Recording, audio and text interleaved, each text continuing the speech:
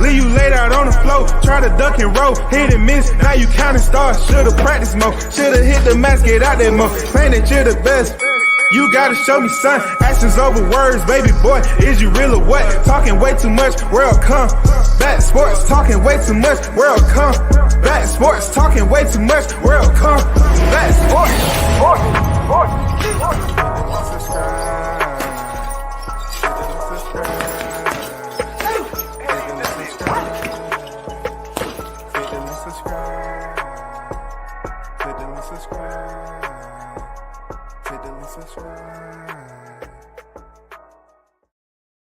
Bomb Squad!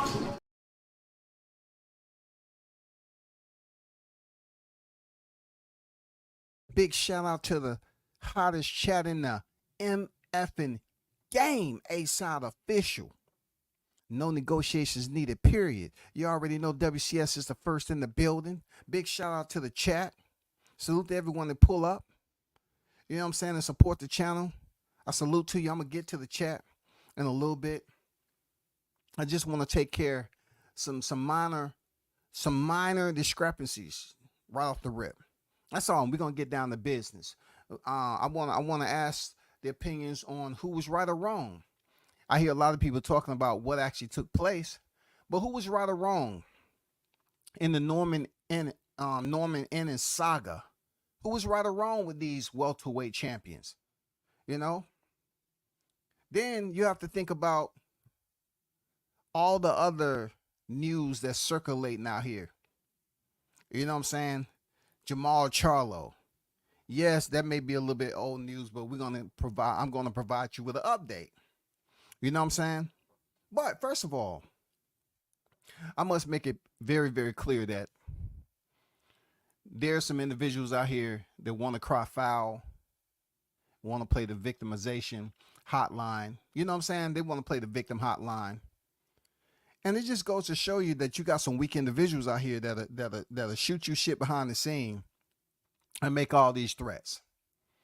And they don't have nothing to do with it. They have nothing to do with it. But they'll sit up there and make all these threats. Or you just, but it's almost like, okay, you don't have no room to defend yourself. Yes, you do. Because whoever, when I was giving out headstones, was absolutely in my defense of them cats coming at me like I was easy. That's what they thought. They thought it was easy work on here to come at me about something that they wanted to defend their counterparts. From Erica to Julina, you know what I'm saying? To Willie the Munchkin, to BBS. You know what I'm saying? All them cats. Knockdown iPad. Him too. Y'all remember who was over here? Nigga coming in your chats. They always talking about screenshotting niggas in your chat. Trying to hold them accountable for being in somebody else's chat on a social media platform.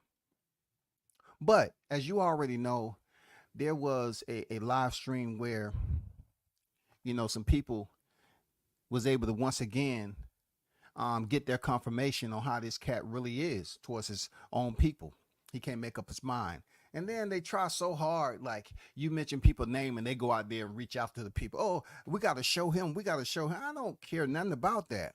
But what I do care about is reminding him, her, you know, everybody else that choose to try to say, okay, you have our support, our full support. Let us go back to the threats, all right? And then we're going to move on. To Scotty, I did nothing to these niggas. Nothing. And all these niggas got my goddamn phone number. As if you had a fucking problem with me, you would reach out and say, yo, look, brother, I got a fucking problem.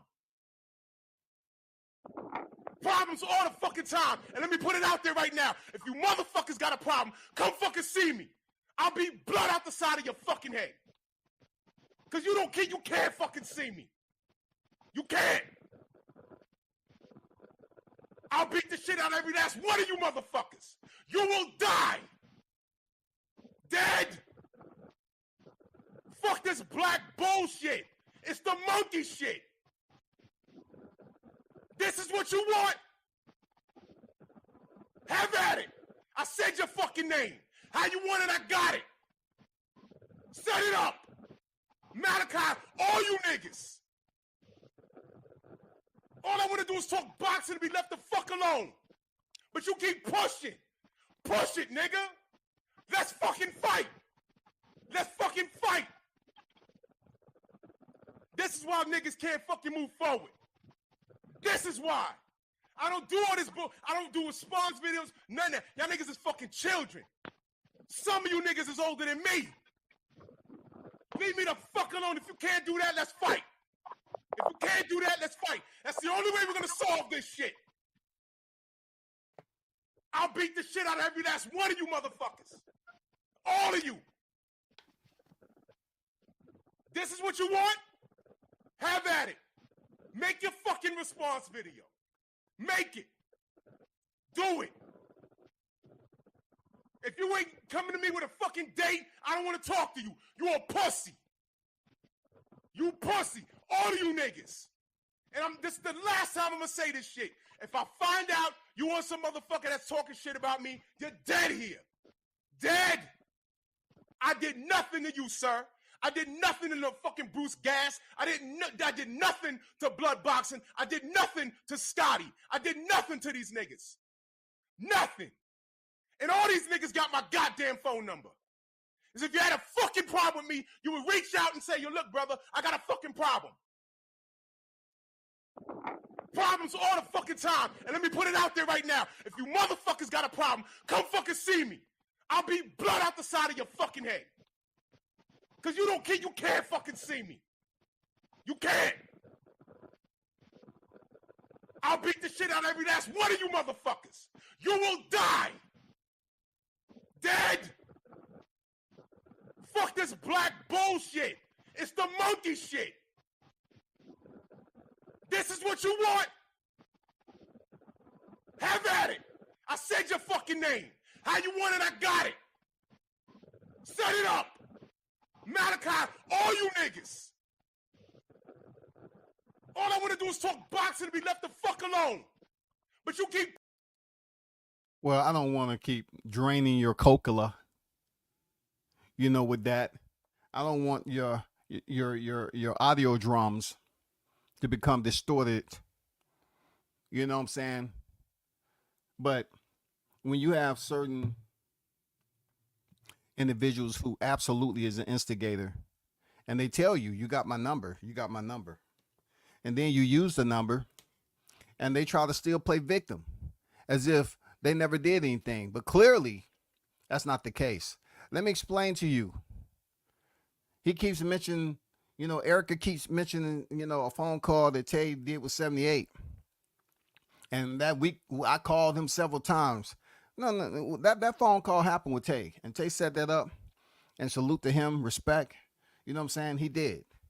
But let me tell you how the whole situation went left. Short, quick, and simple. Is when I was over there at Julina's freaking chat. On his panel. Me and him was going back and forth. Because, he was over there talking shit. And in the chat, I see Erica and I see Willie the Munchkin talking reckless. And you know how much they love Julina. They love Julina. So they was talking super reckless in the chat. So I said, okay. So just in case y'all want to know, from the initial part of him dropping links and not telling me and wanting to bring all these individuals on the thing and then try to act like a total bitch about it and say, I didn't know, it was outside my scope. But you talk boxing though. You know what I'm saying? He talks boxing. But he said, I didn't know anything about that. It was way out. You couldn't talk to Teofimo Lopez? You sure enough brought him up when you was on the phone. How are you infatuated with Teo? Why? Because that was the fighter that I went on there to say that would defeat Devin Haney. And that was my interaction with Bill, who had his words. And this other Julina chick who came up here cussing and screaming. I'm like, man, get out of here with that. And then 78 came up there and said what he said, bro. That's how that initial thing went down. And then they was in the chat talking crazy. Crazy. So when you hear him, act like he's, on CSI, the victim's crime unit, and he's in there doing the interrogation. Believe me, he ain't gonna tell the truth. He don't want to take accountability. You know what I'm saying? He want to make that video screaming and yelling how who he'll beat and kill and it's death. You notice he loves talking about death. For everybody that's willing to do reports, remember when he was on the phone call, he said he wished the whitest cracker take my life. He continued to talk about death upon other people. He said he would kill, he would beat the blood out. He is on record as saying it. Just to let you know, the pronouns, he, she, he, whatever, her, him, her. He has been on record, her has been on record as saying the same thing all the time. That they wish death, he wished death, she wished death upon people. Whether she can carry it out, who knows? You know what I'm saying? I think it's more comfortable for her to talk about it behind the screen than anything. Because when the phone rung, he was on some peaceful stuff, but it's quite different than the energy that he had when he was on this platform, right? He said whatever he said is monkey shit and all that. He mentioned a collective group of names. He's mad at Bruce Gasser because he was liking somebody else's chat. Bruce is a fucking grown ass man like a lot of us. And he also takes shots. He said, some of y'all older than me. Well, I was older and I called you up and you just didn't have the same energy. You know what I'm saying? You're a waste of time at the end of the day. Because I called you on your bluff. I put it out there on live 2 months ahead of time that I had no problem sparring down here in Atlanta. People heard it. You didn't respond the whole time of those 2 months. You came down here, didn't say a motherfucking word. Y'all want to talk about carrying tools and all this other stuff in the dirty South now. Like that was going to be something that gets somebody up and sparked and energized. And then when you get back over to your spot, it's amplification again. Oh man, I'm beefed up. I'm Popeye the Sailor Man. Give me my can of spinach. I'm powered up now. I'm back at home. Y'all knew we was coming down there 2 months ahead of time. Yeah. And I put it out there. I was the only one to put it out there for you and your boyfriend. Nothing at all. So, hey bro, let the shit go. You just a big mouth, big lip motherfucker, you know, big tummy, big motherfucking goddamn armpit having ass nigga that don't have no confidence. You're trying to walk around and have people feel intimidated of who you are. You know what I'm saying? I don't have no threats about anything. That's not the way I get out. I don't have no threats for this dude. You know, he said he'll fold me. He'll do all that. I don't have no threats for him at all. This dude is a coward in many ways to one, because he wanted to say he wished the race is white. So he put it off on a white man. He want the white man to do the dirty work. That's how delirious and confused he is. You know what I'm saying? He want people to think he's psychopathic. You know what I'm saying? But he isn't. He's playing a fucking role. He ain't psychopathic. He's not a psycho type of dude. He want to talk the language as if he's psycho, but he ain't psycho. He's trying to say things to separate himself. Oh, I didn't say me. Oh, I forgot I made that audio right then. Yeah, I beat. Oh, yeah, that's me right there. But to say you want a racist white dude to do something, that means you're not willing to say you'll do it yourself. You know, you come in here talking about what you're going to do and all that and telling the whole wide world. This nigga want to gather up everybody who will listen. Everybody who will listen. Who's willing to go to prison for you? Who's willing to go to the cemetery for you, bro? Believe, who's willing to go to the cemetery because of some social media shit? Who's willing to go to the cemetery for you? You wishing death upon. Look, it's only so much, you know, a dope can collect intellectually and, you know, verbally and all that. When he says he wished Sugar Hill died, this is not a good person. I keep telling you, this is not a good person. This is not. This man can wish death upon everybody else but cry victim. People feel some type of way because how to file a complaint over his way was put into the chat. But yet it's okay for him to go around telling people that, hey, so-and-so's done. He's gone. I reported him. He's done. He come back on social media reporting this shit and feels good about it. Because he was up here talking mad crazy and somebody matched his energy and then some and stayed on his freaking heels. He didn't expect a wild dog to keep a scent like that. But he was busy entertaining. And then it got to a point, oh man, I got to go do something about it. So since he's my way, let me go ahead. I bet he didn't wear a tank top that day he walked into the precinct. I bet he didn't wear a tank top. He pretty much had on his meter maid shit, and he got down and say, oh, let me wear a shirt and tie in here. He was probably talking way different than he do on here. Talking all proper, blinking his eyes a lot, put some Visine in his eyes to make it look like they're glossy. Officer, I need help. I have a report on one of yours. On one of yours, I have a report. I fear for my safety. He was probably talking all proper, the best English, you know what I'm saying, articulation that you ever would have heard from this cat. But he's up here talking about he'll beat every last one of us. And you know, Scotty got my number. When a grown-ass man up here keep on talking about somebody has their number, but yet they're unwilling to call them, what does that say about you? You keep on talking about niggas got your number, but you won't call. You don't have that type of power, at least with me, you don't. I called at the right time. You mention it over and over again, and you want to come up here and tell people that, we in your city.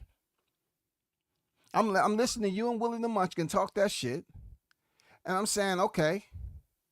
And then, you know, Julina always, you know, him and knock down iPad, pager. Talking about when they see me, they were going to slap me. Like there's no repercussions. You know what I'm saying? I never once said that to any of these niggas that when I see him as this, when I see him that. They say, oh, I'll slap this nigga. I'll slap him. This light-skinned nigga that stay in the corner of his house talking about, oh, when I see you, I'll slap you. He can't even get permission to go to a fight. I never permitted and said, you know what, it's violence with me. Motherfuckers be calling people midgets and shit like that. It's hilarious, but yet it's concerning. Because that individual believes that just because you have a surgery and you drop weight. See, I never can think from your position at all in life because I've never been fat. It's been a time where I put on a little weight, but I never was fat though. You know what I'm saying? You have experienced that. I'm not saying anything about fat people, you know, because everybody can't be slim and trim or whatever. But for this nutcase right here, this dude had weight problems. All because he didn't have no self-control. And people was up here telling him, hey, put the donuts down. Put the Twinkies down. Put the ho-ho and ding-dongs down. Put the Snicker bars and Babe Ruth and Milky Ways down. Leave the bag of chips alone. Leave them be. Stop it.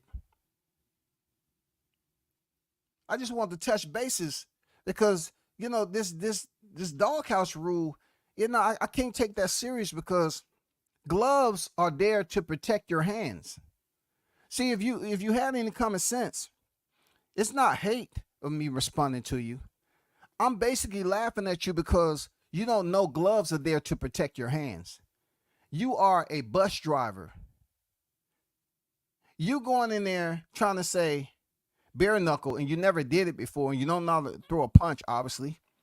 You know, you're going to break your motherfucking hands. You know what I'm saying? It's something going to happen.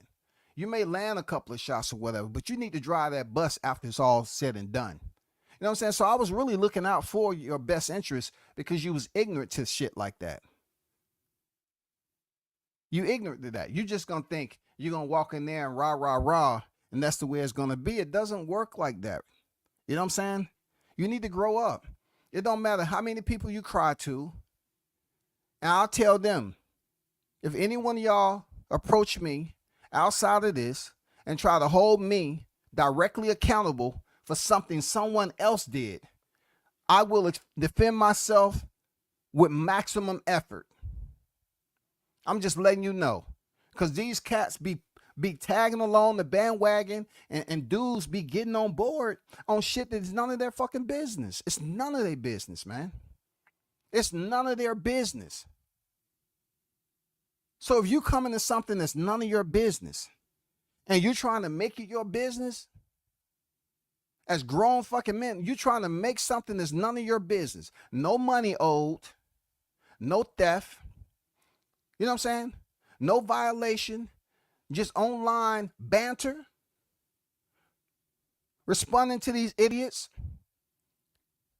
I did what the way it was done when I was growing up. I hit him up, and you didn't have that energy.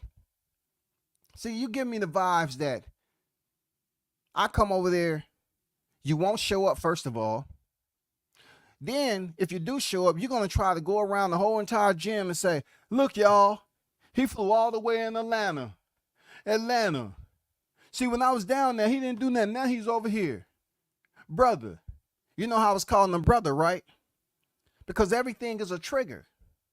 He said, I'm not your brother. I'm not your brother. See, I wanted him to let people know that when he always talking about black people, it's monkey shit and all that, he don't have no union. There's no union with him and his own people.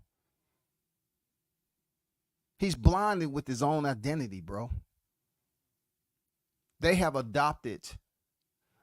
espoused this monkey business. And these low IQ having black men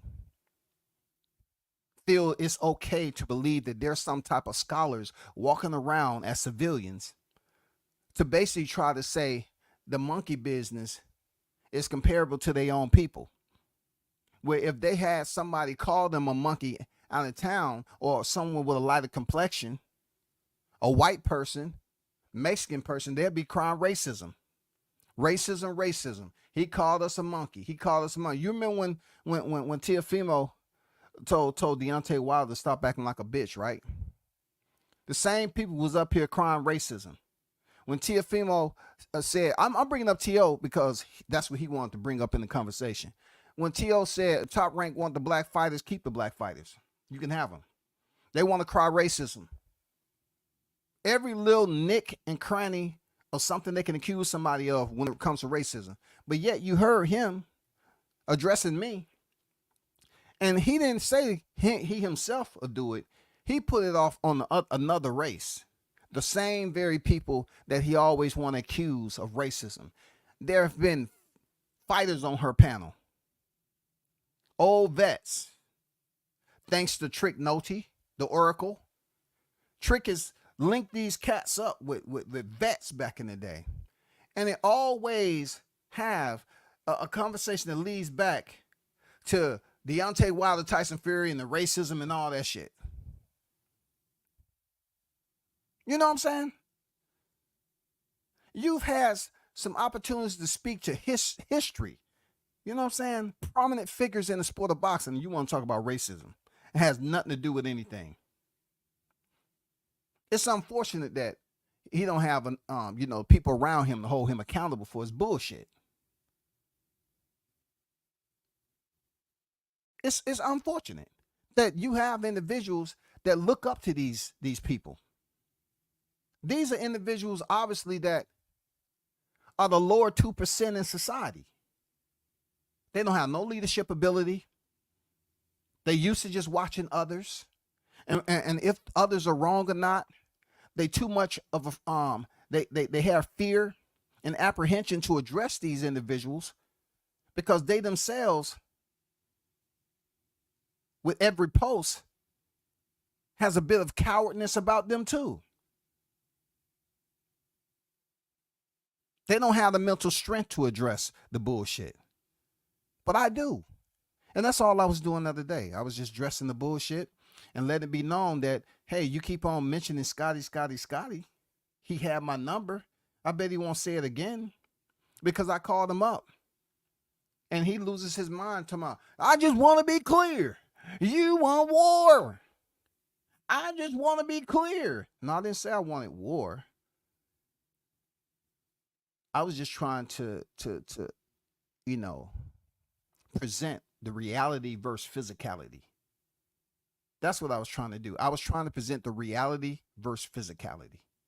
The reality is you have a person that's allowing clothing to overstep his boundaries of what he truly believes he's physically capable of. He believes wearing a tank top is some freaking Marvel comic outfit and gives him total strength to do something that we ain't never seen before. And he believes he's the tallest dude, but he don't know. I've seen him already. He doesn't have no idea. I've seen him in person already. I don't know what this dude's mirror looked like. He might have one of those special mirrors like you see in the carnival. You walk in there and they give you this distorted reflection. I think his makes him goddamn 8 foot tall. And somebody need to ASAP go in there and take that mirror, remove that mirror from his property, because he's totally confused. That's all I'm saying. Y'all be stronger than this, man. Stop believing the bullshit this cat is talking about. You know what I'm saying? Stop believing the bullshit this cat's talking about. I'm not sitting up here creating no beef. These dudes, since day one, they always wanted to go at my military career. I didn't build my channel up off no organization. But these dudes have had people join that particular group. And just because it didn't work out, when they was leaving the group, they tried their best to destroy everything they had. What kind of blackness is that? Y'all wanted to get personal. You wanted to dive in people's personal life. You wanted to then have people that don't have shit going for them. I don't know what this dude is talking about. He said I was jealous of Deontay Wilder coming down here to ATL when I've seen Deontay in ATL before. I've talked to him. I've interviewed him. I mean, it's just stupid that he cannot have a conversation without bringing in other people, even white people. He has to bring in other people. He thinks he has the power to continue to mention Tay Jones' name. Tay Jones is still licensed as a professional fighter. You have never stepped in the ring.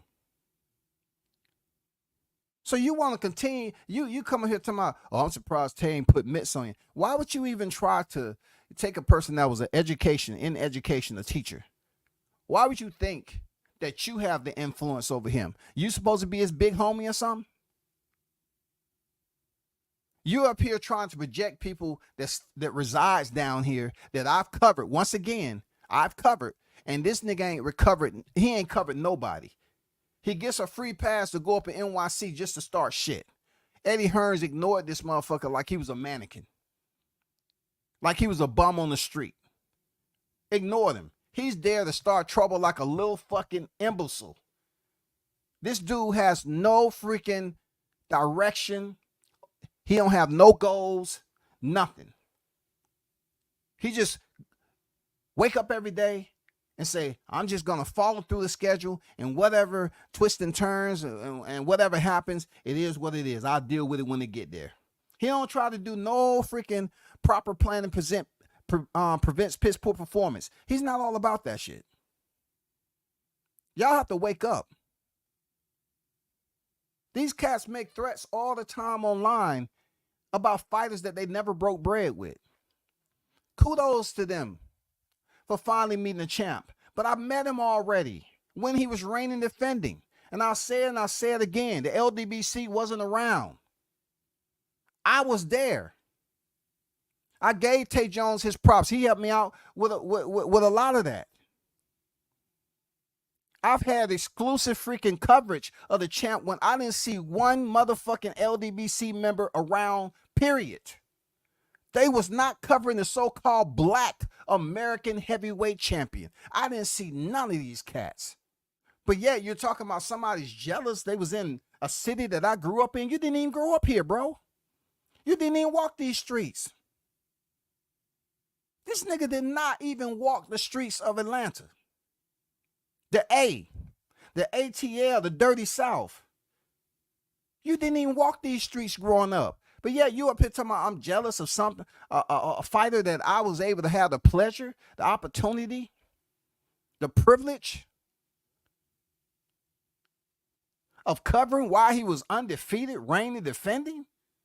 Y'all came in when the controversy happened with Fury, February 2020. Now it's time for y'all to take over. Oh, let's go down here and talk about the glove gate. It's time for us to step in and do content. Where was all the unity going and showing up to Deontay Wilder's fights? I didn't see none of you niggas. So since I didn't see none of you, you need to shut the fuck up and keep your mouth sealed because you didn't do shit for the champ.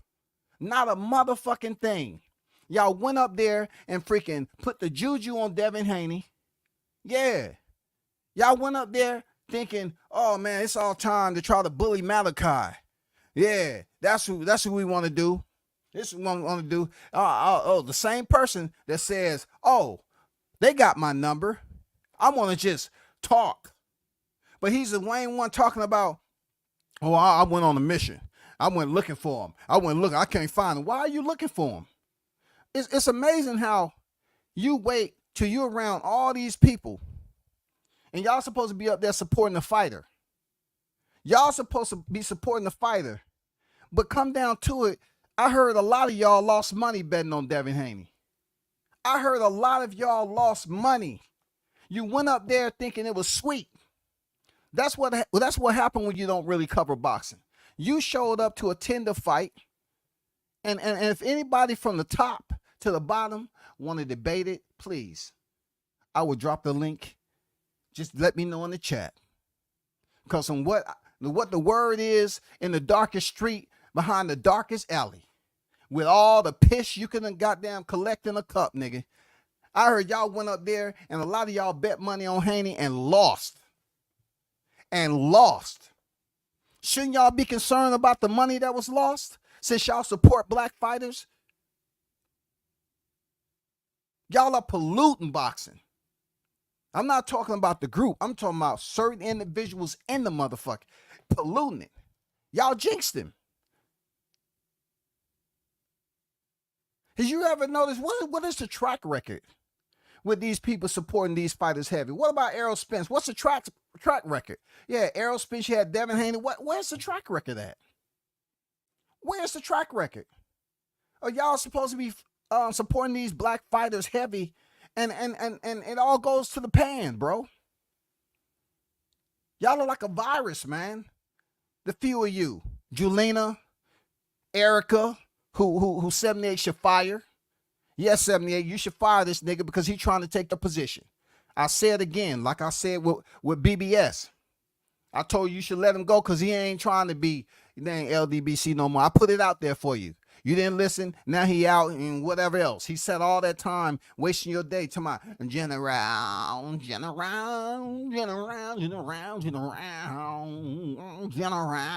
Fire Erica ASAP. This nigga's bad look across the spectrum. Is it that he called himself a lieutenant? I thought you was a general. I thought you the one supposed to dictate the lieutenants. I hear behind the scenes, he's trying to take your position, dog. What you gonna do about that 78? You gonna just talk about WCS? I've been in charge of troops before.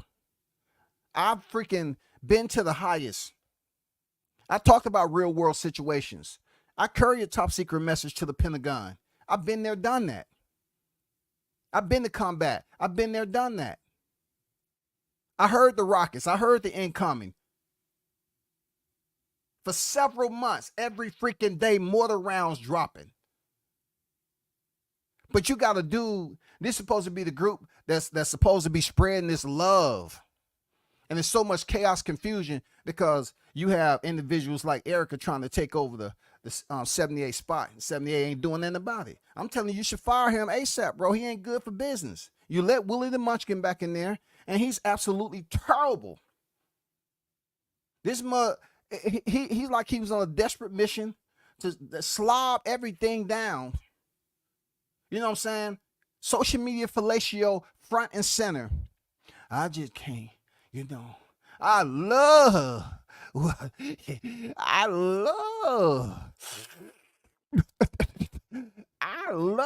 this nigga said love all the freaking time, but yet he talked more about the haters that don't exist. I'm not a hater. I'm just somebody that's addressing the nonsense that these people continue to cultivate. You know what I'm saying? Just because you plant shit don't mean it's something that we want to see grow. Yeah, you feel me? We don't want to see that bullshit grow all the time. But if you are in this loving oasis, like you have the people around you that you call family, why don't y'all just stick to family? Why don't y'all just stick to what works? Y'all niggas keep on talking about some fabricated group of haters that's going at y'all, that's trying to infiltrate.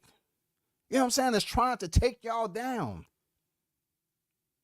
You never should have let Willie the Munchkin in there. Why wasn't Julina at the freaking meet and greet? Y'all say the ones that didn't show up drink bleach. Did y'all force bleach down his mouth? Where are so-called top hitters? It took ETB long enough, but I tried to tell the brother that nigga wasn't giving you your respect for roasting him, cooking him, goddamn scorching his ass in the debate. And then it took him about goddamn 3 more years to figure it out. And finally he came out and said, you know what? Julina don't like me. He ain't gonna give me love. He might be a little jealous. You know what I'm saying? I tried to warn him. I got no reparations. You know what I'm saying? No reparations. I have a nigga coming in my chat, a light-skinned ass nigga too. That I think when you do his DNA, he come up 5% black. He just got a drop of chocolate. You know what a drop of chocolate do to vanilla? This nigga came here and told people to unsubscribe to me, talked all this shit about making all the money, but you know the common theme about all these cats is the fact that they're unhappy. And that's all I'm saying. They unhappy about the shit that they supposed to glorify. You know what I'm saying? They supposed to be raised into a higher level. But they so unhappy. They're so unhappy, bro. They so unhappy because somebody want to do a reaction. There weren't people doing reaction videos on anything until I started doing it. I'm talking about in this boxing community. I started doing reaction video, people getting their feelings. That's all I'm saying. I love seeing the debate series. You know what I'm saying? I love doing a reaction back then because it exposed a lot of people that don't know shit about boxing. That's all. I love that. I loved it.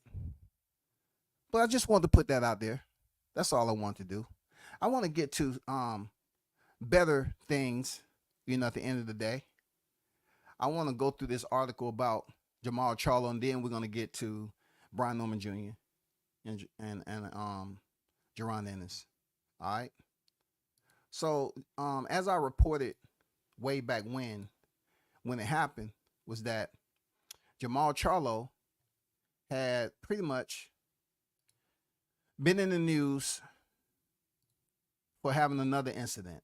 That incident wasn't him, running in the Caleb plant at the light, Caleb jumping out of his freaking Impala and goddamn slapping him through the car window with a goddamn Coke can in his hand that wasn't Coke that wasn't even open. You know what I'm saying? It wasn't like, Caleb Plant was leaving Waffle House and he saw Charlo over there in Ferrari. He said, goddamn, hey baby, put that waffle on my hand. Put that waffle on my hand. Put some syrup on it. He got out and went over there and slapped Jamal Charlo with that waffle in his hand, got syrup all on his shit. But Jamal Charlo was charged with DWI. This happened back in May. They say star boxer Jamal Charlo has been formally hit. Him right there. The previous formerly champion in recess at 160 pounds, 2-division world champion. Okay. Star boxer Jamal Charlo has been formally hit with a DUI charge following allegations he drunkenly crashed his Lamborghini in Texas back in May. That's Jamal Charlo looking like he had a very, very rough evening. According to the court docs obtained by TMZ, in addition to the DWI, prosecutors also levied a misdemeanor, leaving the scene of the accident charge against Charlo. You trying to tell me fleeing the cops is a misdemeanor? Is that what you're trying to tell me, or is it just for Charlo? Are you trying to tell me that fleeing the law is a misdemeanor? Damn. Court records show officials formally filed a misdemeanor counts against the 34-year-old pugilist on August 20th. And that is him right there, dressed in the attire, the booking attire. I hope he get himself together. Real talk. That's another black man out there. I hope he get his shit together. Seriously. As we previously reported, Charlo was first arrested in the case on May 6th when cops claimed Charlo slammed his red Urus into another car in Brazoria County roadway. Authorities say the professional fighter got into a verbal spat with the other driver after the wreck and then fled the scene. That's in better days when he had his previous fight, his more recent fight with Jose Benavidez. Yes, the same one who previously fought at 147 pounds. That's him. You know what I'm saying? Cops said they were able to track him down and claim he showed signs of intoxication during ensuing questioning. Authorities ultimately allege he had a BAC, a blood alcohol, okay, of 0.15 or more. By the time of the arrest, Charlo's attorney, Ken Schaefer, said he and his client were optimistic that there would be a good solution. Charlo is due in court for a hearing on the matter on November 7th. So there you have it. I hope, Jamal Charlo of all people get it together, because he's 34 years old. Time is ticking for him to come back. Once down there with Roy Jones Jr. and seeing him, in person myself for the first time, it seemed like his head was clear. I didn't see this Charlo down there. I seen a Charlo who had clarity up top. Yeah, boxing shit, driving all the way down to Florida and being able to interview the champ one-on-one. Thanks to Roy Jones Jr. I appreciate you, champ. You know what I'm saying? I can say I actually saw, Jamal Charlo sober. He didn't seem like he was nowhere, shape, or form intoxicated. You know what I'm saying? I hope the brother get back to the grind and able to kick this, whatever he got going on. Because, yeah, it's tough, man. It's tough. Personal life can be tough, especially when you're going through a divorce. You got kids involved, all that shit, bro. But I can say I seen the man with a clear head down there, body head. I got to give a salute to Roy Jones for doing the best he possibly can during that moment. Getting this man dried up, getting him some work. You know what I'm saying? Shout out to Eric Moon. You know what I'm saying? He was in there, got work with Eric Moon. So, let's just hope that he see brighter days. You know what I'm saying? And stay off this YTC. Don't come over here. These cats will be sitting up here treating you like you stole something. You know what I'm saying? Like you loaded your gloves against Jose Benavidez. Don't come over here, Charlo. Don't come over here. Just stay far away from this shit.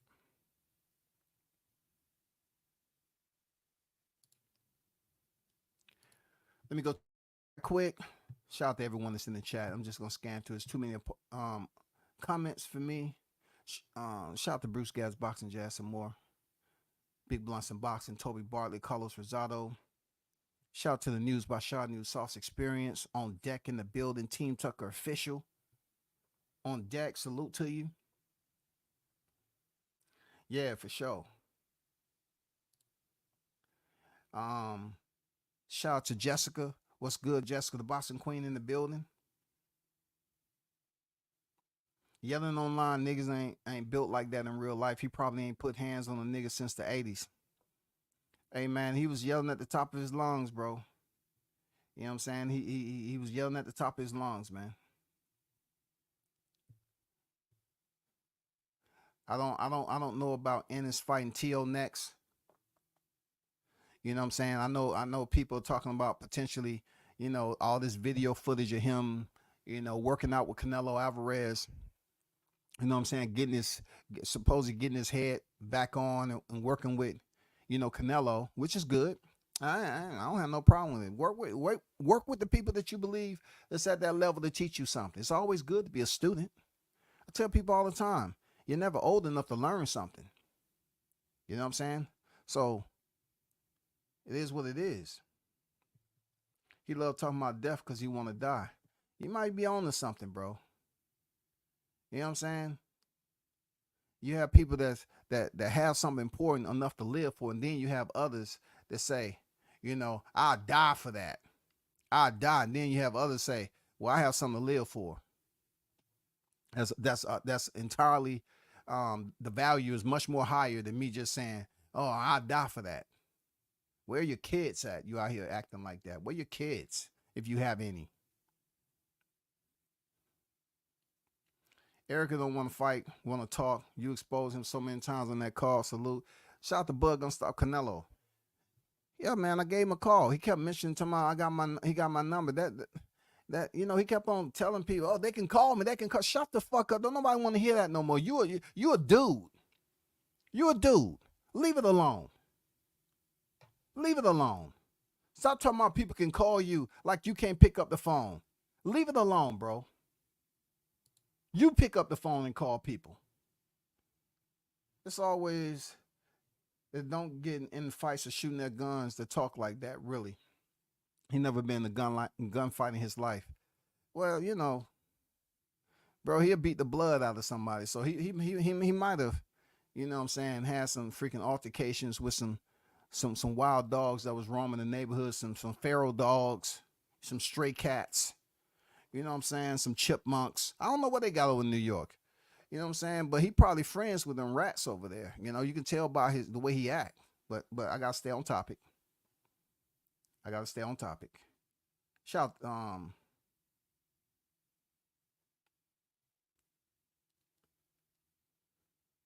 Sugar's my guy. Sugar would beat him up.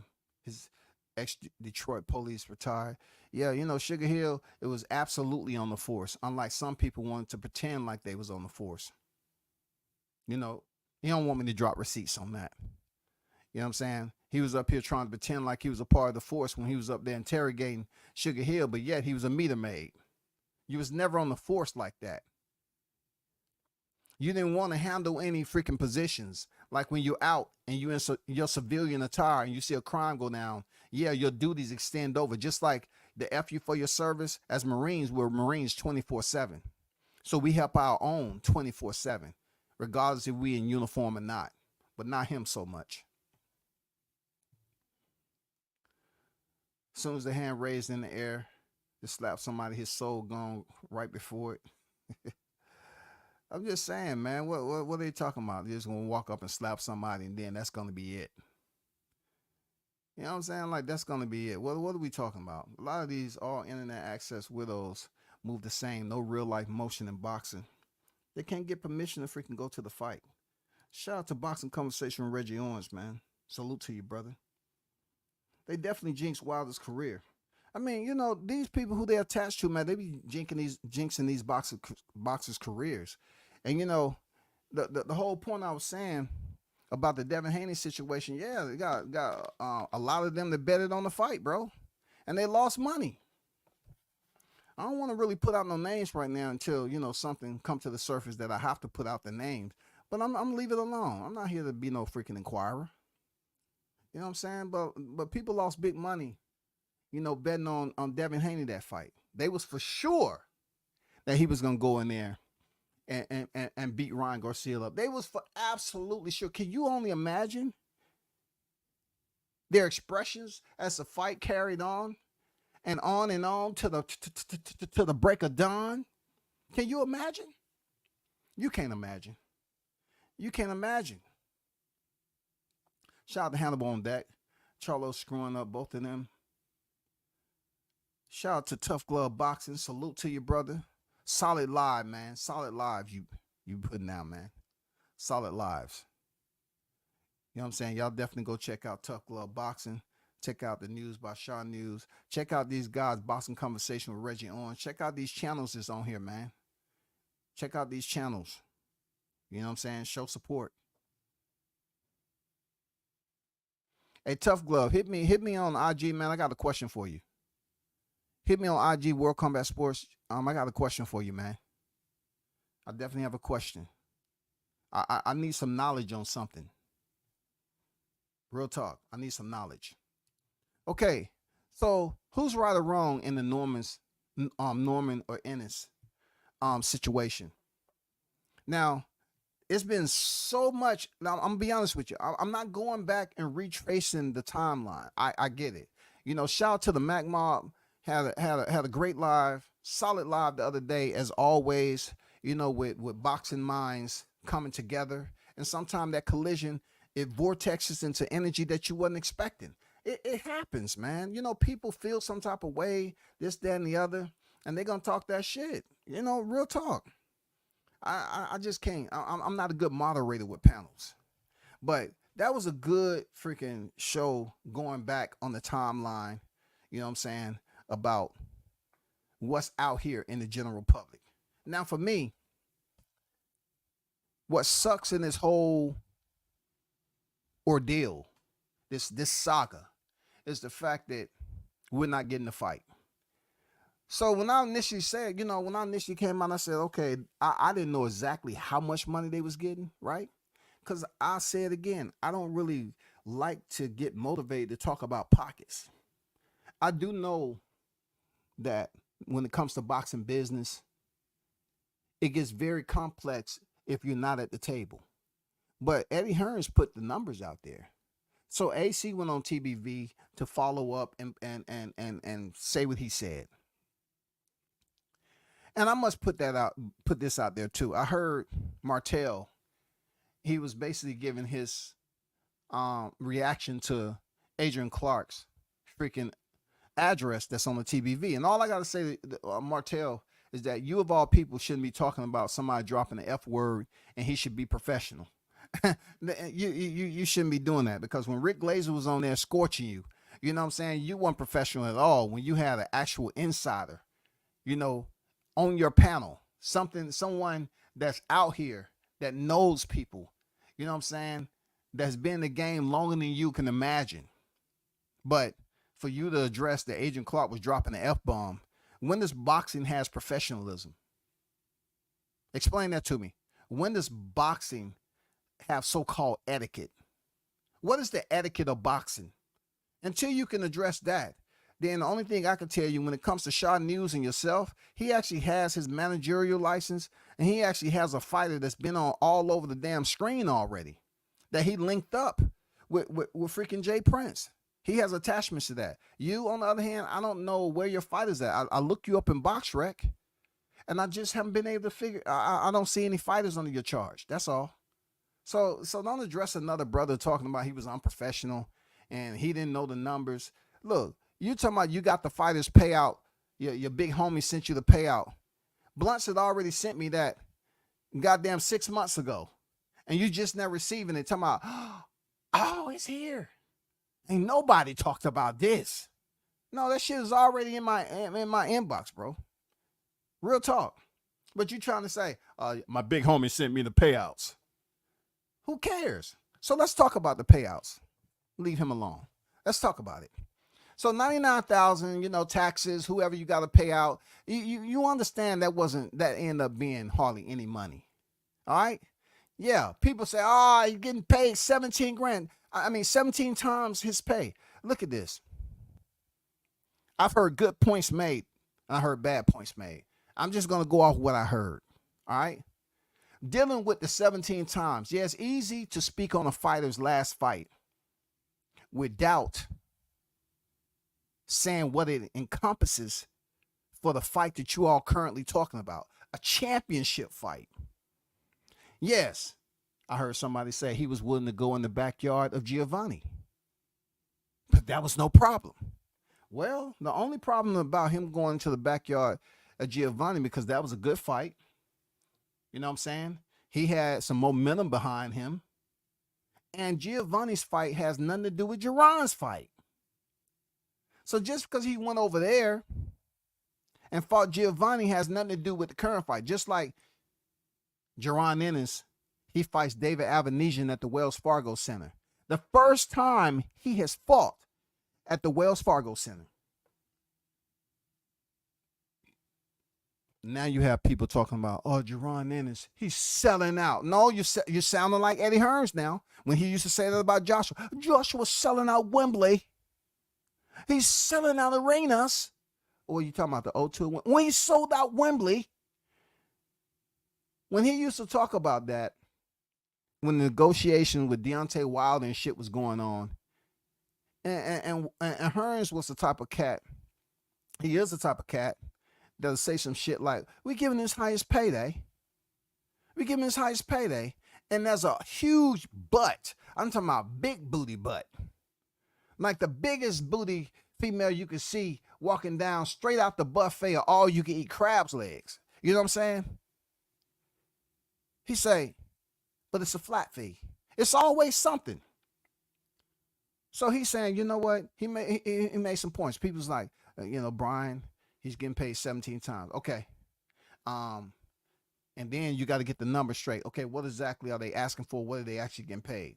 So when it comes to 1.7, and they was asking for 2.2 and all that, at the end of the day, yeah, people was up there saying, oh, don't act like you haven't, don't act like you're putting these expenses off on somebody else. You know what expenses you have to be paid. You know you have to pay taxes. You know you have to pay the sanctioning fee, right? But one thing they're forgetting is a lot of us was educated on paying that toll, T-O-L-L,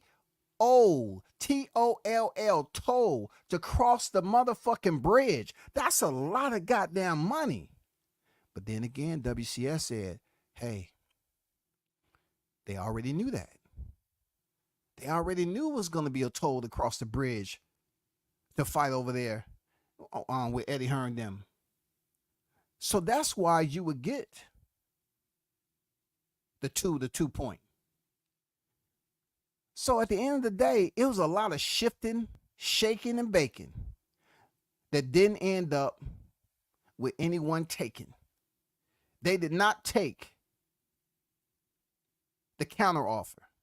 So let's talk about the money that was left over. At first, I didn't think it was a lot of money, but I'm saying, okay, check this out. You put the rematch clause in there, right? You put the rematch clause in there. 1.7, like I said, it sucks talking about people money, but 1.7 with all the deductions, you could have doubled or tripled that potentially in the rematch. But then I might be out my league and saying that can possibly happen depending on who's hosting the fight. I know Top Rank wouldn't have paid them that, But at the end of the day, to make a championship fight with two fighters is damn near on the same level, it's pretty fair. It's not unfair to a point where it was straight up like it was before. Like they was offering them 800,000, right? Now that's pennies at the end of the day. You talking about taxes, you talking about all them fees they have to pay with the sanctioned bodies and all that shit. And what was gonna be left over? Crumbs. To take it up to 1.7, what Eddie did was dog walk the numbers. That's exactly what they did. They started off low and said, if they have anything about their team, they're smart, they're educated, in the business, we start off down here, take them below 1 million, and we're going to dog walk them through the park, over the creek, through the woods, behind the market, and back to the dog park. And he was pretty much saying, we're going to allow them to raise the numbers. So when they started to raise the numbers back and forth, it didn't end up to anything. You know what I'm saying? The fight didn't happen. But me, looking back on it, it wasn't a bad number for them to step in the ring with. But I'm not a negotiator. I'm not Team Norman, management. Adrian Clark and Jolene and everybody else is. It would have been good to say, okay, we've seen fighters take the pennies for a championship fight. So you have to go in there with the notion and confidence that, yeah, I'm going to win this fight and I got a rematch lined up. You know what I'm saying? You gotta have that barometer of confidence to say, I get a rematch. But I was hearing it as a one-way rematch. Real talk, I was hearing it as a one-way rematch. It wasn't like Crawford and Spence, a bigger fight, and you had a two-way rematch. I heard this is a one-way rematch. And then somebody get in the chat and say, no, it was a two-way. You know what I'm saying? It was a one-way, two-way. That plays a huge role in someone saying, yeah, I'll take this 1.7 because either way I got a rematch. So I can go in there for the first fight, The results are as they are, and then I got to go back in for a rematch. I'm going to get paid twice. You know who I can attribute this to? Andy Ruiz, goddammit. Andy Ruiz was a last-minute replacement. And boy, he came in there and made a boatload of money fighting Joshua 2 times. One in New York City and the other one in Saudi Arabia. God damn, he lucked up. God damn, Andy Ruiz hit the bank, shawty. He hit the mother effing bank with that contract. But then again, you know, WCS have to take you to Teofimo Lopez, who negotiated. Why isn't people willing to vocalize that Teo did the exact same thing the Normans was doing? For real. They did the exact same thing. I'm just saying, when it comes to boxing, it's a high possibility that somebody else has did something similar or exactly what's being talked about. And depending on the boxer, they're gonna say, "No, man, and that's a duck." Hey, I don't consider it to be a duck. I consider it, at the end of the day, it was a fair amount of money in my opinion, but still, I don't know the specifics of the numbers. So I can sit up here and say it was fair, but they ain't my pockets. Just like Ennis. Ennis making what, 4+ million? And somebody like Norman Jr. walking out of here under $1 million? Nah, that's kind of fucked up. But if it was a two-way rematch clause, there might be a little bit, it might be a bit more higher metric of fairness with the 1.7. But I'm not going to go down that road too much. You know what I'm saying? I'm not going to jump in the waterway and float downstream, you know what I'm saying, until I hit that waterfall talking about these numbers. Because, you know, like I always say, everybody says this boxing is a business till it's time to do business on boxing. Everybody's talking about boxing is a business until it's time to do business in boxing. Then the whole thing goes down like, hey man, so-and-so should, you remember when they were saying that Crawford should just take what they give him? Right? Just take what they give him. Take what they give him. This was for undisputed, y'all. This wasn't for a unification for 2 belts. This was for undisputed. Take what they give him. Crawford should take what they give him. Now you see how that sounds like the plantation was open, and there was a lot of freaking people on that motherfucker. A lot of voices up there saying, yeah, pick that cotton. Take what they give you. If they say work 24 hours, work 24 hours without a lunch break. If you need water, drink your own sweat. Learn how to be the slave. Learn how to sit there and suffer. Seriously, bro. Take what they give you. Learn how to be challenger. Learn how to shut up. You know what I'm saying?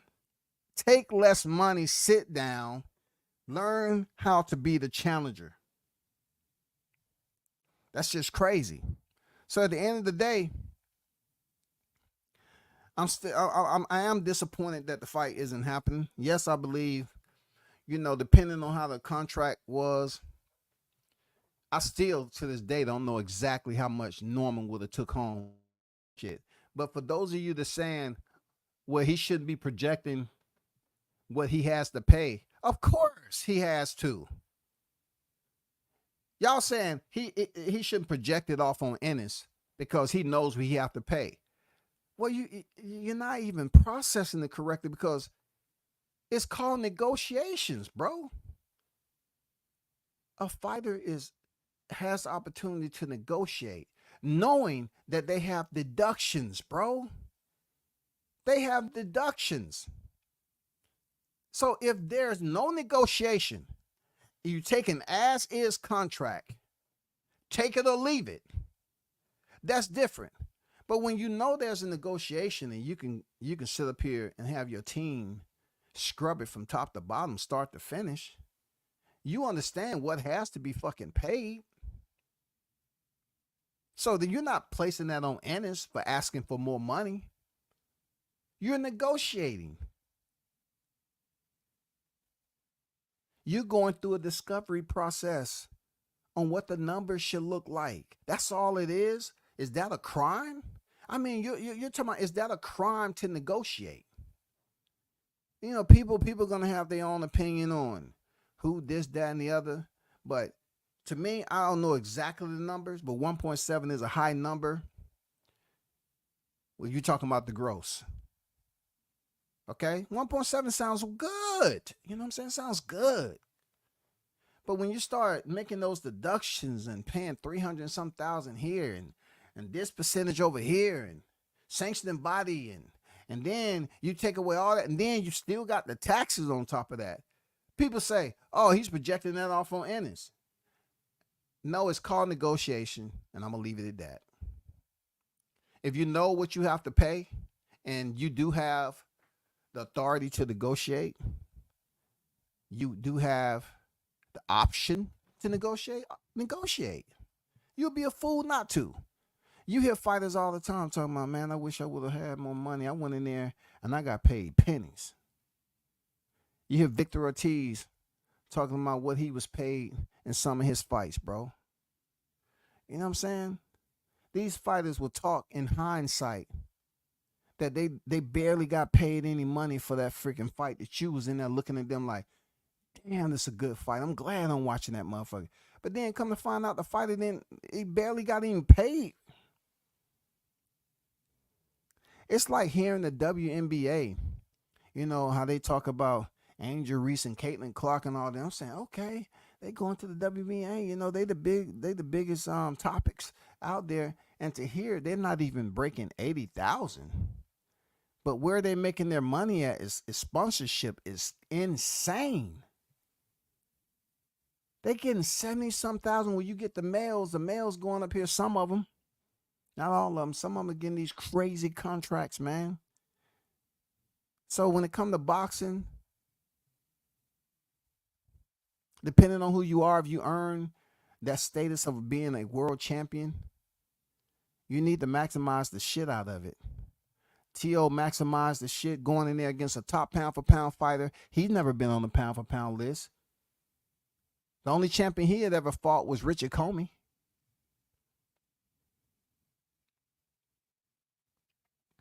I didn't see people screaming when the Lomachenko and Teofimo fight, who they was going for?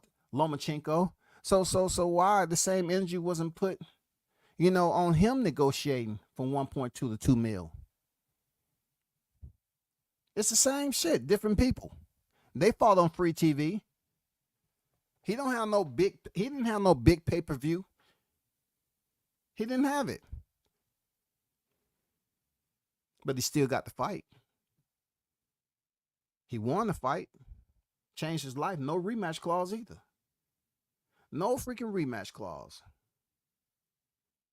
So I think with boxing, man, I think while a lot of people, while this went viral, and both of these fighters, Norman and, I mean, I would say Norman, not so much ENNIS, because ENNIS, I'm glad he wasn't posted all over these interviews like Norman, because ENNIS, man, it's just hard.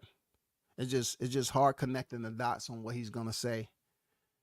You know what I'm saying? And he didn't send nobody no off. He said, yeah, we sent them.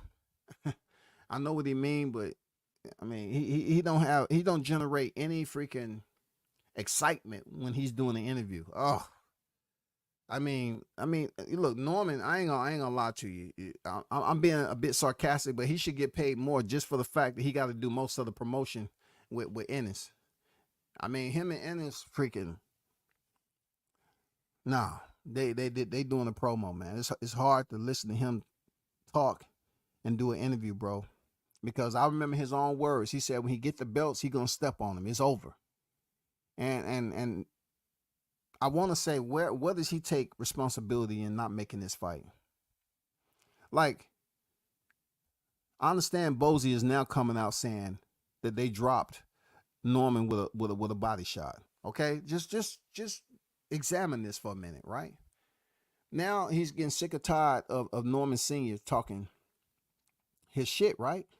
So he's coming out and telling stories about sparring, which which Norman's Senior's been on record as saying, yeah, he got the best of Norman, this, that. He put it out there. So Bose is feeling some type of way now. He's saying, hey, I'm not gonna say anything, but he dropped Norman in sparring. Okay. Now both of y'all got the sparring info out. Okay, cool. He dropped him with a body shot. Now, I never seen that footage come out. I just seen him stumble back to the ropes. You know what I'm saying? But at the end of the day, it's sparring, and that was a body shot.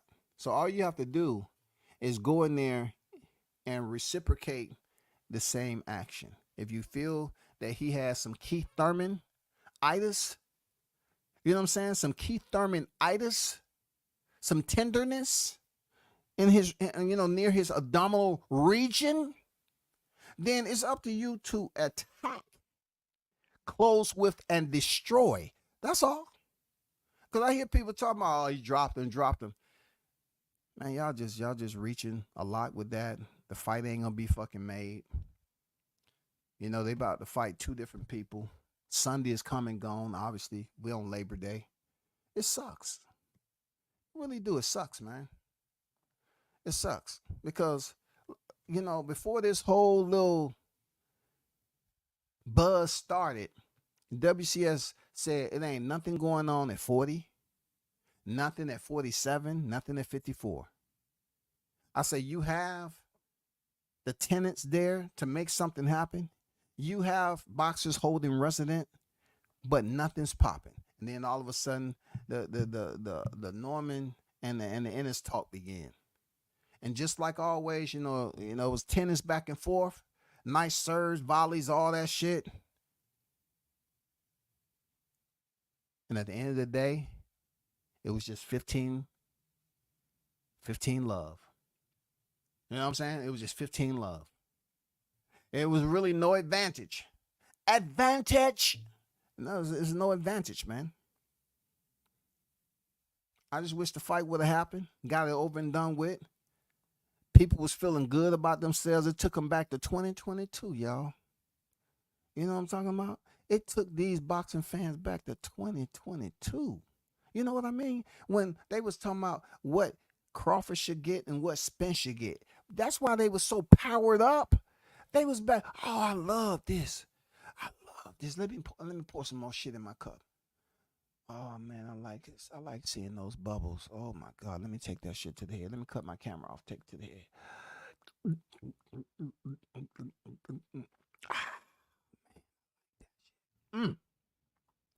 Them motherfuckers was feeling good, y'all, about talking numbers. Now they can say I can get in my bag. Ain't that what they say? I can get in my bag now. I know the numbers.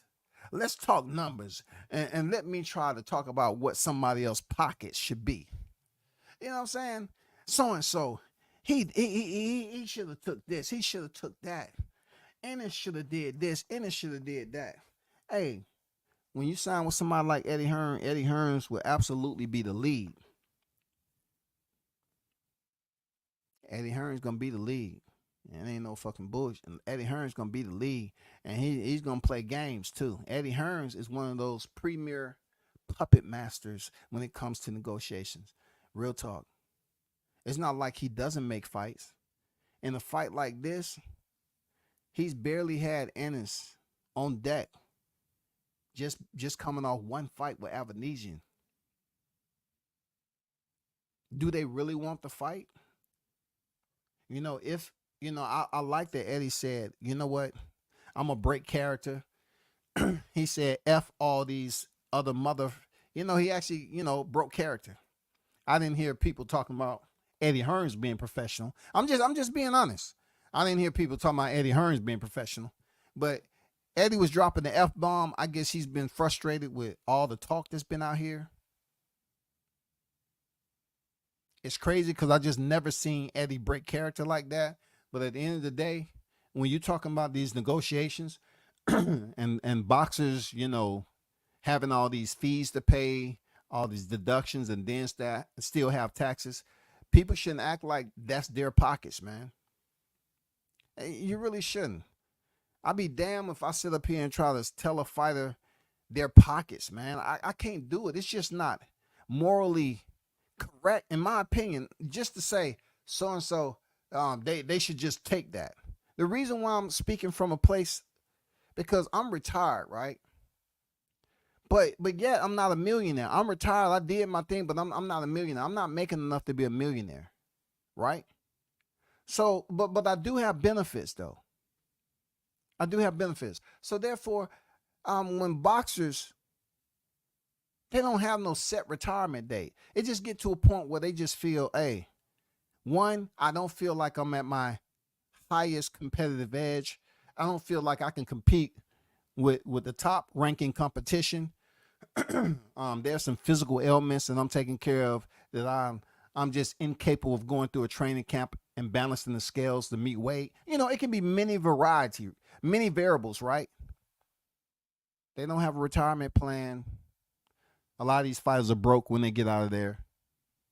I'm looking at it from a perspective like, yeah, I have benefits forever. Boxers don't. So I just always look at it like, who am I to sit up here, even if it's in a boxing conversation, to say, oh, so and so, he should have. Absolutely. I feel like the money that was left over for Brian, depending on the contract, yeah, they could have took that money, won the belt. They was for sure they was gonna go in there, won the belt, and then you have a two-way contract clause. I mean, a contractual agreement for a rematch. You know what I'm saying? But when Matchroom is the one who's the grantor, right? If they're granting and doing everything and there's a fee to pay, that's a lot of fucking money, boy. God damn, that's a lot of money. And I know how it looks. I'm not gonna lie. I'm gonna be absolutely 1,000% on this look. It's a fucked up look that Norman Jr. is fighting on Keyshawn's undercard. Oh, hell to the motherfucking no, shot. Oh man, that's a bad look. Damn. It make you want to have a speech impediment.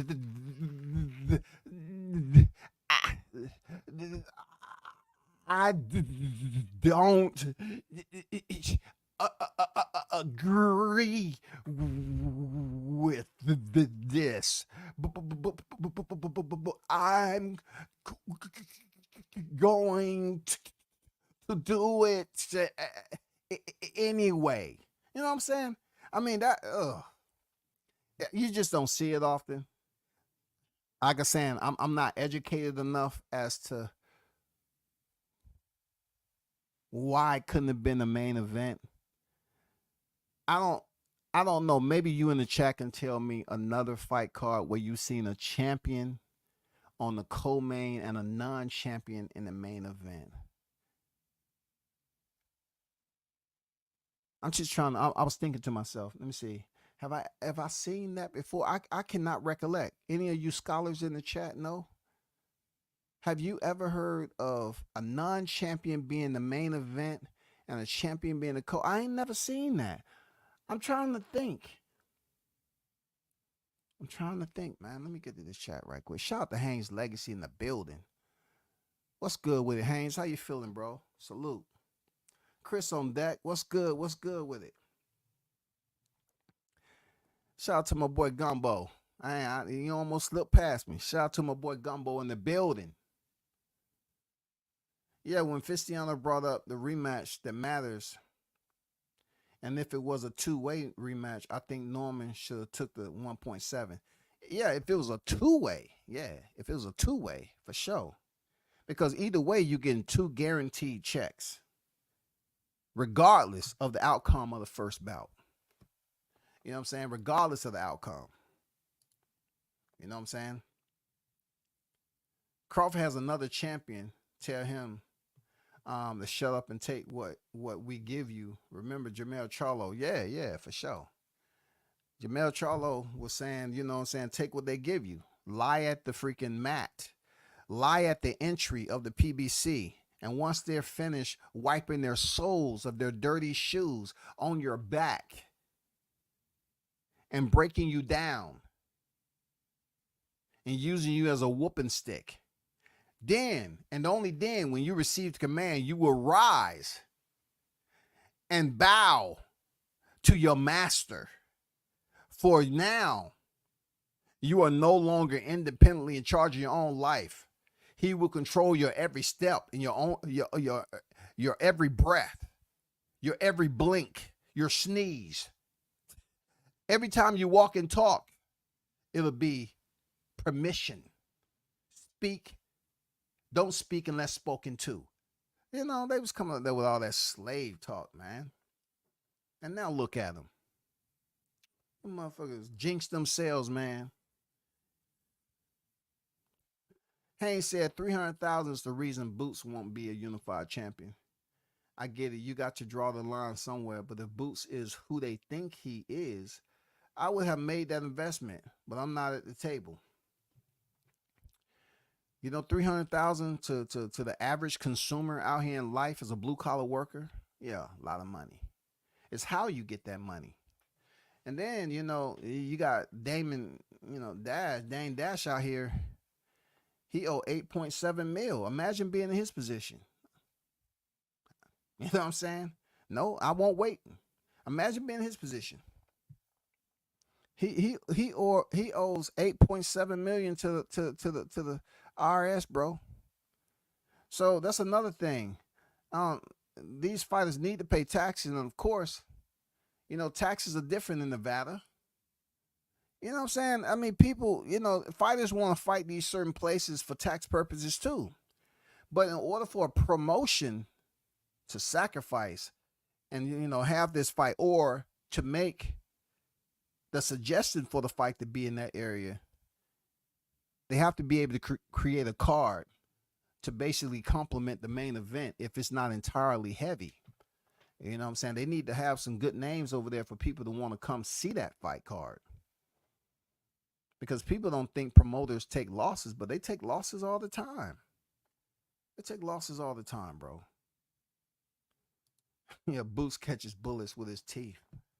I mean, the way he talked, man, he's catching something, bro. Like, this dude cannot promote a fight. Say, yeah, we, you know what I mean? We sent 2-3 offers, and you know they turned it down. They turned it down. So what do you think is next? Well, we're just gonna wait, you know. And I'm still, you know. What do you think as a champion? What would you want to happen next? You know, anything. I want to fight for the belts. I don't know who I want to fight, but I want to fight for the belts. You know, what if Norman came up, you know, and he said, you know, he'll fight you for 500,000. I said, 500,000, that's too low. I wouldn't fight him. Because he needs to then negotiate. I mean, Boots, man, listen to him talk, bro. All you do, you just get nauseated and sleepy, groggy.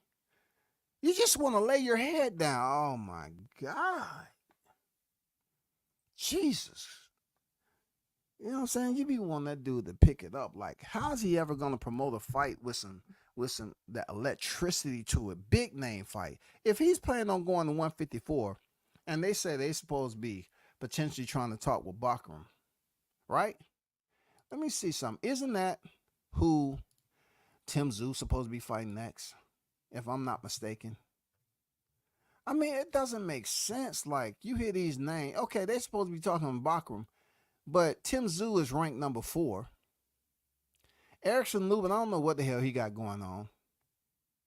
I think that Charlo freaking knockout is still hunting the shit out of him with Mel Charlo knocking him out. God damn. But anyway, it sucks because people believe, you know, that fight that he won controversially, that should have went in the other direction. But yet Tim Tszyu is rumored to be the next in line to face Bakram. But yet Eddie Hearns keep talking about Jaron Ennis. They have made a phone call and try to see if So who's the bigger name, Tim Tszyu or Jaron Ennis? I would say Tim Tszyu, based off his last performance with Sebastian Fundora. And he definitely has the better resume. Come on, stop the cap. It's not even close. So I just think Eddie Hearns is talking. But it all depends on Bachram, on who he wants to fight.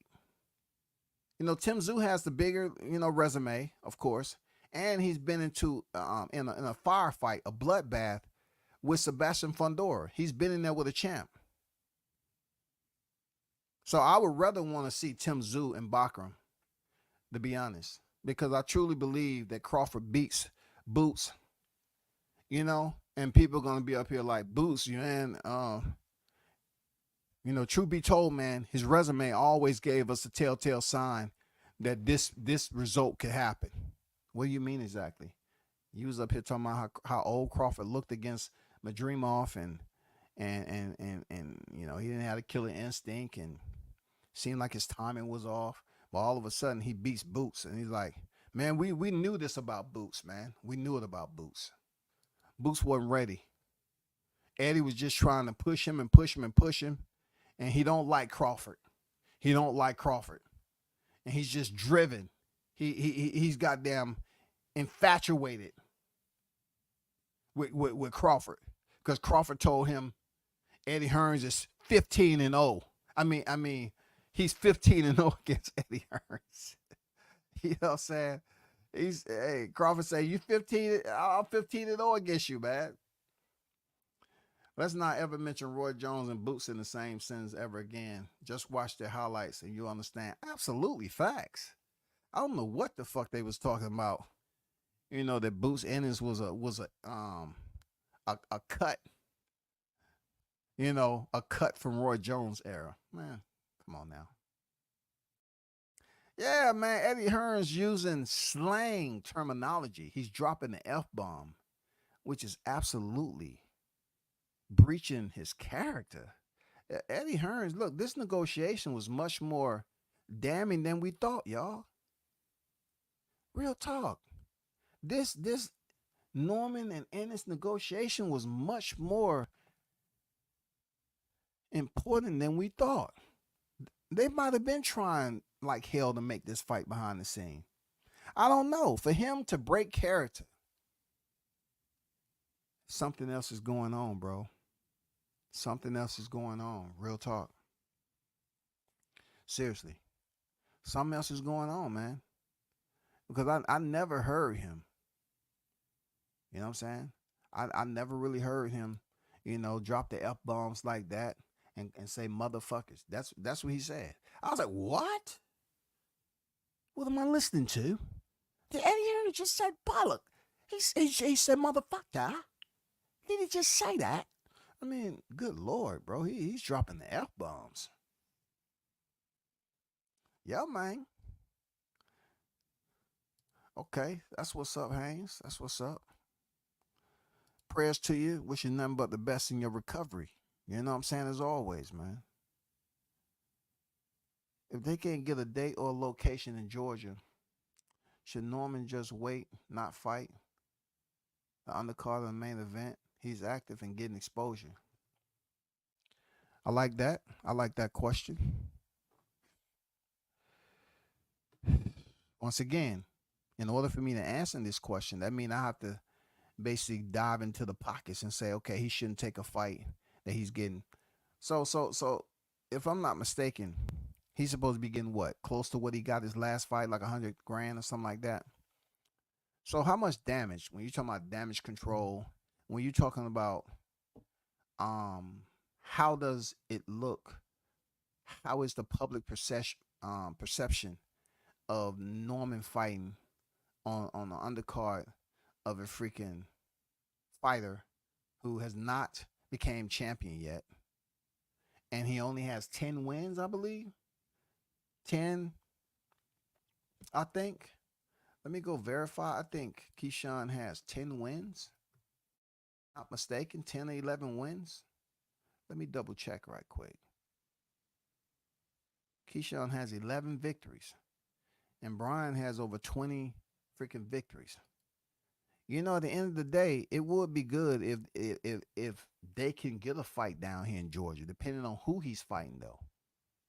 You know what I'm saying? And for him to break into the State Farm Arena, because that's what he would be fighting. He definitely wouldn't be fighting the OTX. He would be fighting State Farm Arena.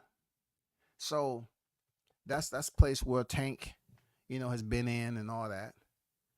He will have to have an opponent. I'm talking about it'll be better for Norman to have another champion down here for unification in Georgia, because when you remember Shakur Stevenson fighting Jamel Herring, it was a championship fight. It was for Jamel Herring's belt. When Tank was coming down here, it was his first fight at 135 with Yokis Gamboa. Then when he moved up to 140 and fought for the Reggie belt, what? Tank was here fighting Mario Barrios. So being that Norman is indeed a champion, but he needs a name to spark up these Georgians to come out and support him and have a successful card in the State Farm Arena. That's all. I don't know who that could be. For real, I don't know who that could be, man. But to answer your question, Blunts, as far as him not taking it, it would be a good move for him not to take that fight and have it down in Georgia. But on the other hand, I say get paid. In this sense, get paid because of the buzz that's going on. That buzz is your next fight, will it be against Ennis? You know what I'm saying? So get paid and then wait around and see what's next. At least he can get in a fight camp, get this fight out the way, November. Go in there, defend his title, get this fight out the way, and then wait and see if negotiations can resurface with him and Ennis for another fight. This time, not in Philly. I think the boat has sailed with that fight being in Philly. Seriously. Both of these fighters, they step in the ring and win their next fight. I wouldn't suggest having another fight in Philly. Forget that. I mean, what is this going to do? It's not like a fighter's making crazy money and, people talking about how he packed out the arena. Cool. But in order for Brian Norman to come down here, he needs a name. He needs more than just an average name to set this place on fire, because you spoiled us. Then you gave us freaking Shakur and Jamel Herring. It's been a good minute before we had a big time fight. Yeah, we do have boxing in the overtime arena. Shout out to them. We do have boxing that's going on a regularity. But as far as what's going to be posted in the State Farm Arena, yeah, it needs to be a championship fight, man. Not just Norman defending his title either. We need a big name that's going to spark up, like Mario Barrios. We don't know when he's coming, but Mario Barrios has fought down here in Atlanta before. He fought Tank down here already. So if Norman was coming down here to fight Barrios for his WBC title, that'd be a good opponent right there. That'd be nice. That'd be real nice. You know what I'm saying? That'd be real nice. It's not a large selection for Norman to go out here and pack the house out if it's not a championship fight. I don't think Ennis them, it'll be good to see Ennis down here. People somewhat claim that more people, no, stop it. More people don't know Ennis than they do Norman down here. You can stop the press with that. We really overstepping our boundaries when it comes to comprehension of boxers that's barely leaving Philly. You know what I'm saying? Just because you come down here on a fight card and you have a fighter that's fighting on a regional card and Boots is in the building doesn't mean people really know he's on deck in the city. Because he's been down here for some other fighters. But they don't know him like that because he don't really say anything in between fights. I mean, he's somewhat like an introvert when it comes to media. It's nothing to be bad about, you know what I'm saying? Salute to Team Davis. Y'all got a world champion as your opening act. Yeah, for sure. Shout out to PBC. Shout out to Tank Davis. you know, for giving us a double header, y'all. A double header. You know what I'm saying? And the stars. Man, I couldn't believe, you know, god damn, I was able to get some good pictures that night. I had the opportunity to stand next to Toya. Oh, god damn. I don't know why some. Nah, I'm not even gonna question, but shout out to her, man. I mean, that's a beautiful woman, but god damn, I just don't know why she like bad boys. But anyway, not to get into the freaking Pop the Balloon series. Of course, Zoo's name is bigger. He's the son of a legend and got all of Australia behind him and his little brother, Nikita. Yeah, for sure.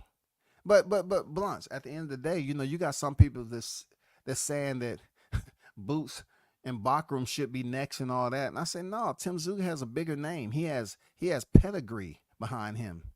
You know what I'm saying? His pops was a world champion. You know what I'm saying? Though his biggest fame, you know, when you talk about lighting that match of interest to reflect back on the past, yeah, you know the Zab Zuda fight. You know what I'm saying? The controversy that led to Zab pretty much putting his glove around Jay Needy's freaking neck and him and his pops being fined. It was crazy, bro. You know what I'm saying? It was crazy. 300K for Cuevas. So he's getting 300K. Okay. So that right there has already increased his basic payout, you know, from his last fight of 99, whatever he makes. So he's getting 300K for Cueva. Okay, cool. That's what's up, man. Shout out to Town Business, Sports and Entertainment in the building. What's good with it, Town? That folks' opinion, I wouldn't think it's a bad business move. Keyshawn is a contender. He's top 3 in the sanctioned bodies. He should be fighting for a strap in the neck. I don't care what Keyshawn is fighting for in 3-4 fights. When you already a champion, fuck that. I wouldn't advise. Oh hell no. I wouldn't sit up here and advise my fighter to fight a guy 11 professional fights. You know what I'm saying? Like 11 professional fights, and it's very complex at the end of the day. Like I said, that gets very confusing because you're gonna have people saying that Keyshawn is a bigger name, of course, than Brian Norman. He is. I'm gonna be honest with you. Keyshawn is a bigger name. I'm not going on that. He's a bigger name. He's a silver medal Olympian. He has a larger picture of an amateur pedigree. You know what I'm saying? He's a bigger name, yo. You know, real talk. But he's a non-champion. And the fact that he doesn't hold a strap at this point in time, it's almost like the hierarchy is established with championship crowns.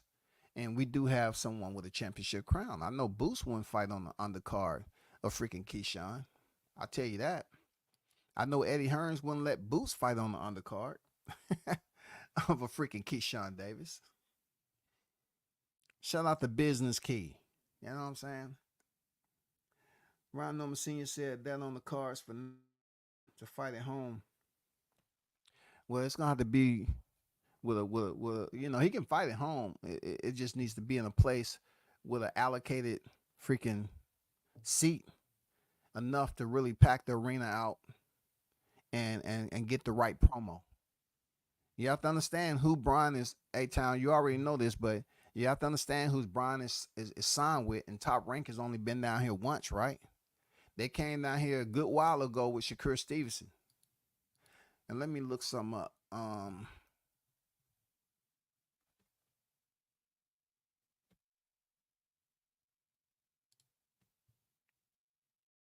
So Shakur Stevenson was down here and fought Jamel Herring back in October 2021. You know, so we've been pretty much starving from October 24th, 2021 to now. So I'm talking about a big name fight. And I'm talking about a big name fight at State Farm Arena. It takes a really big name to step into the Mercedes-Benz. But just with the State Farm Arena, bro, um, you definitely need a name, a big name. They told me Gateway, maybe first, then State Farm. Hey, as long as you have an opponent to dance with, the people want to come out and see. Because there's no need in, having your breakout. It's your breakout fight, and no one knows your dance partner. Like Barrios, they know Barrios because he's been down here already. One of the best walkouts you will ever see with Ella Stecker and his freaking culture. I mean, all the colors and women and that's in their coat. I mean, it was great. It was great.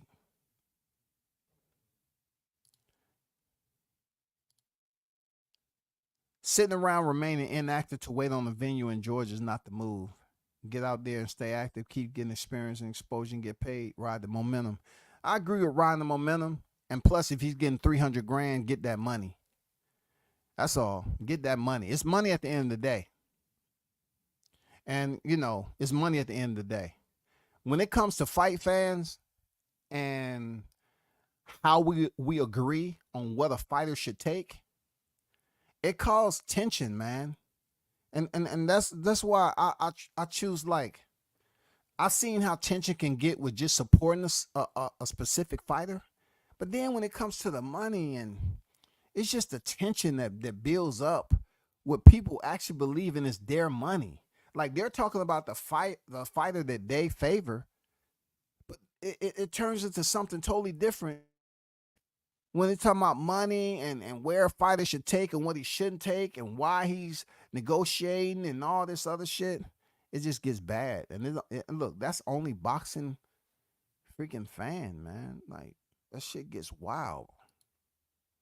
Exactly. Some dudes speak on the internet boxing business.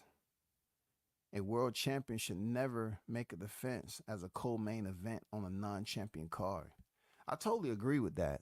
Once again, in order for me to agree with what Shaw News just said, I have to say he should not take the 300 grand. But then again, I'm saying to myself, he's getting paid. But to have that co-main event status with Keyshawn Davis, I don't feel that Keyshawn's done enough. I'm just saying, he doesn't have a championship, period. He doesn't have a championship yet. To say that he's going to get it, it's just, oh man, it's so tacky. I haven't used that word in so long. It's just tacky. Real talk, man, it's just tacky. Like, how can I, See, when Boots fought Karan, he was on Tank's freaking main event. He was the co-main of Tank's main event. That's different. This, no. But 300 grand, man, nice money. That's a nice paycheck. It allows for future negotiation. But then again, with boxing, perception means everything. And you think for 1 second they're not gonna backtrack on what I said about boxing, the business? They want to talk about boxing being a business until it's time to do business in boxing. They're gonna say, yeah, Ron made 300 grand, but how much damage did he do fighting on Keyshawn's undercard? Keyshawn got bragging rights. I'm like, oh man, he fight on my undercard, man. He was the co-main, I was the main event. Sometimes Olympian status has its privileges, yo. He is an Olympian. Keyshawn Davis is an Olympian, bro. And they take that in full considerations to him having only 11 fights, just like Lomachenko, just like Carissa Shields. These Olympians really don't have a lot of fights. You know what I'm saying? I'm talking about the new age. Shout out to Mike in the building.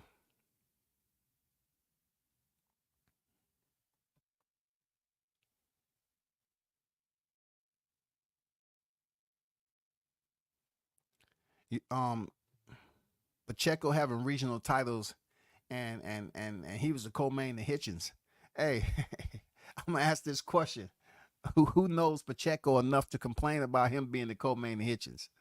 Because Hitchens really haven't did anything. Like Like Hitchens had his big, coming out party against John Bowser. Okay, cool. And then what happened? Then what happened? If Pacheco, depending on who he is and what team he's with, you know what I'm saying? And the ranking systems can be so fugazi.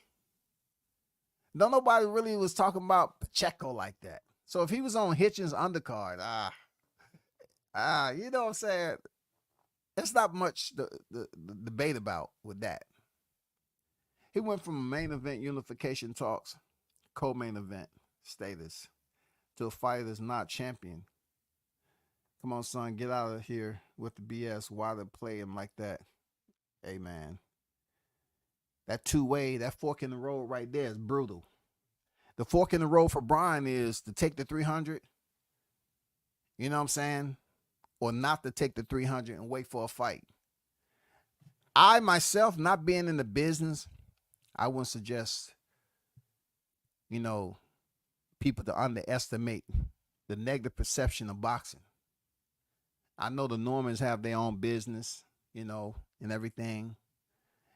And they're not sitting up here begging for peanuts. 300,000 is very tantalizing. Very tantalizing. But for some fighters would say, hell no, I ain't fighting no on the undercard of a fight that has 11 professional wins, bro. That's just tough to deal with. You know what I'm saying? That's just tough to deal with, man. Boxing, the bullshit is just like the perception. People quick to finger point and say, look, I'm gonna be straight up how they treat boxers in Georgia. Some of them. When people talk about fighters down here in Georgia, man, they really criticize the shit out of Georgia boxers. Like, for a long time, they were saying that the boxers down here were opponents. For real.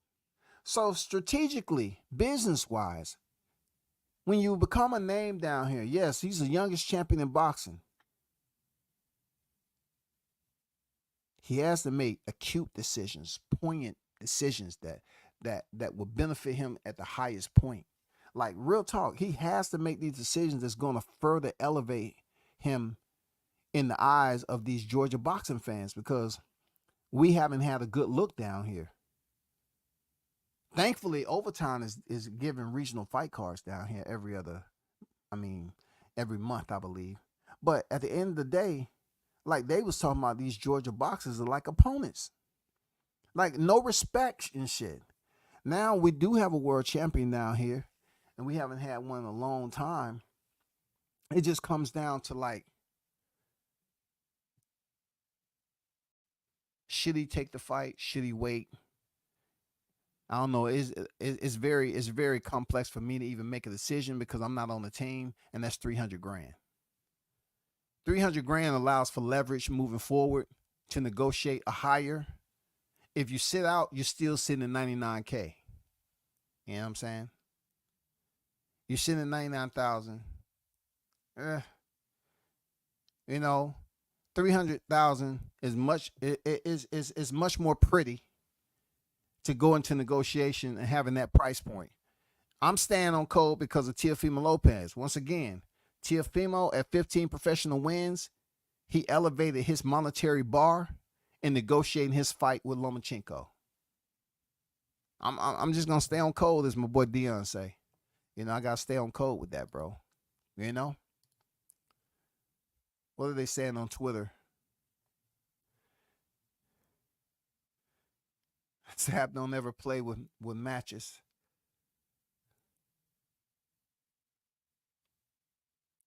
Bud gonna stop Canelo. He definitely avoided Bud Benavidez. Shout out to the Queen on deck. But he definitely avoided Bud and Benavidez. I don't know exactly who you talking about. Who you talking about exactly? Let me see what Bud said. I don't know what he said. It's hard to. I don't know what he said. But oh, she talking about Canelo. Okay. Appreciate it. Okay, well, I understand where that's at with it. As for this fight, it's good that the buzz has been where it was. I ain't gonna lie. Incredible amount of buzz, both positive and negative. Boxing fans are gonna give their opinion. I mean, straight from top to bottom. 12-6 and 9-3. They're gonna give their opinion on how they feel about freaking who should have took the money, what the final negotiation should have been. I get it, man. That's boxing talk.